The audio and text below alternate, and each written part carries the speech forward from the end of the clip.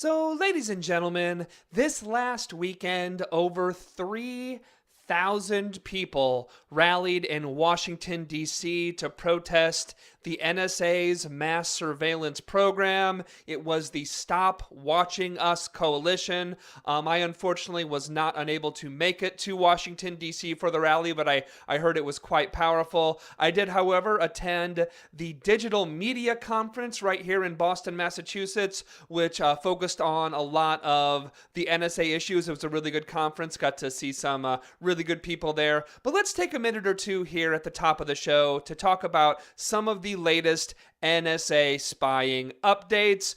As we say before, every week we have some new updates, and this week is no different. So, last week, ladies and gentlemen, it actually was revealed that the NSA monitored the phone conversations of 35 world leaders after a government official from another department other than the NSA gave the NSA these world leader phone numbers as numbers that were to be monitored. It was also revealed that the NSA has tapped German Chancellor Angela Merkel's cell phone for quite some time, actually from before she was even chancellor. Her phone has apparently been tapped. What's hysterical about this, I mean, it's horrible and awful, but what's hysterical about this is apparently Senator Dianne Feinstein, who, as you know, has been one of the biggest defenders of the NSA, is apparently really upset on the fact that they're spying on Merkel. Feinstein has no problem with spying on normal people, but no, spying on little people is fine. No, the little people, the common people, that's fine, but not the elite. How dare you spy on the powerful? How dare you spy on the elite? It's really ridiculous and hypocritical, Feinstein's reaction, but hey, whatever, fine. It's bad that it's happening, so if people are upset, they're upset. In other spying news, a report by Glenn Greenwald in the Spanish paper El Mundo reported that the NSA tracked 60 million phone calls in Spain in just 1 month. That was revealed by the Snowden documents. Another report by Greenwald in the French paper Le Monde found that 70 million French phone calls were monitored also in only 1 month. This goes in addition to the prior reporting on phone calls of normal people, again, just normal citizens that were monitored in Brazil. We're not talking about we're talking about mass surveillance, the sucking up of mass phone calls. 60 million in Spain, 70 million in France. And with these reports, a lot of Europe is reasonably upset. They're angry about this. Merkel and Germany's our relations with Germany are actually suffering because of this. So Europe is upset. Americans are upset about this. We had people protesting. Americans are angry about this.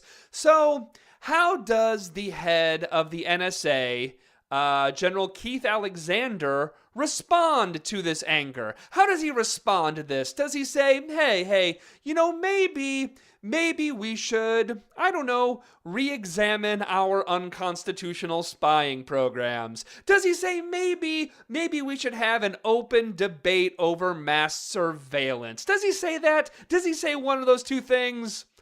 Of course he doesn't say that. Of course he doesn't say either of those two things. No. However, in an interview with the Defense Department's Armed with Science blog, that's the actual name of a Defense Department blog, is Armed with Science. In an interview with Armed with Science, General Alexander says it's time to stop the journalists who are reporting on the NSA. I'm not kidding. He actually said that. Don't believe me? Take a listen. This is the head of the NSA, General Keith Alexander, talking to Armed with Science. I think it's wrong that newspaper reporters have all these documents, 50,000, whatever they have, and are selling them and giving them out as if these, it just doesn't make sense. We ought to come up with a way of stopping it. I don't know how to do that. That's more of the courts and the policymakers, but from my perspective, it's wrong. and to allow this to go on is wrong. Well, you heard the general, the head of the NSA. He just thinks it's wrong. He just thinks it's wrong. All these journalists reporting on the NSA's breaking of the law. He thinks it's wrong. He thinks it's wrong, them reporting on the NSA's violations of the Constitution. It's just wrong, them having all of this evidence of the NSA's rampant wrongdoing. It's wrong. It's just wrong. And he thinks we got to stop them. We got to stop them. We got to come up with a way to stop them. Do we arrest them? I don't know. Do we shut down their news organizations? I don't know. Do we put them on Barack Obama's kill list? I don't know. That's not for him to say. That's up to the courts and the policymakers, right? Arrest, kill, whatever, as long as we stop them, because what these journalists are doing is wrong, according to General Alexander, the head of the NSA. And, look, I'm only kind of joking with my sarcasm here. I mean, it's been reported that NSA spying does, in fact,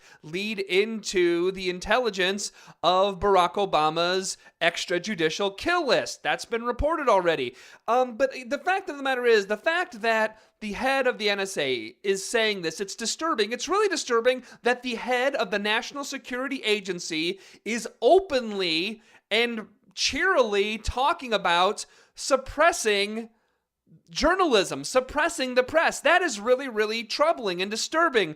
I mean, look, we know that the NSA has absolutely no qualms about trampling on the privacy rights that are in the Constitution. With all the spying, they have no problem with that. They have no problem with invading the privacy rights of Americans. They are now openly talking about going after the freedom of the press. The head of the NSA is saying it right then and there. Journalism has to be stopped. And he says he doesn't care how you do it as long as you do it.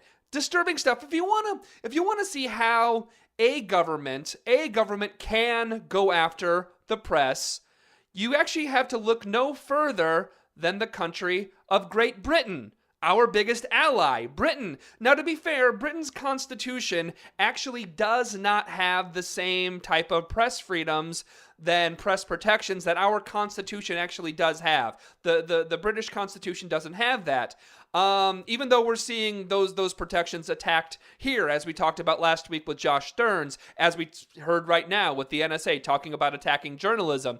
Now, okay, but if we want to talk about kind of a big example of how a government can go after the press, you remember the story about British officials from the GCHQ, which is, the GCHQ is Britain's version of the NSA. You remember how officials and agents from the GCHQ went into the Guardian offices and actually had the Guardian smash hard drives and computers because the GCHQ apparently idiotically thought that the NSA documents were only in one place and were only on one computer. They actually had them smash computers. You remember that story from a while back, right? Well, actually, Britain is actually going a little further in their threats now. So reading from a report from Reuters, quote, British Prime Minister David Cameron said on Monday his government was likely to act to stop newspapers publishing what he called damaging leaks from former U.S. intelligence operative Edward Snowden, unless they began to behave more responsibly. Cameron said, quote, if they don't demonstrate some social responsibility, it will be very difficult for the government to stand back and not act. End quote. This is from Reuters. Again, folks, that's happening in Great Britain. It's not happening in China. It's not happening in North Korea. That is happening in Britain. The Prime Minister of Britain is threatening a news organization for the crime of doing journalism. And again, that's Britain. And right here in the United States of America, General Alexander, the head of the National Security Agency, is saying that somehow, he doesn't know how, but somehow we need to stop journalism here in the USA. This is frightening stuff, folks. We'll be right back.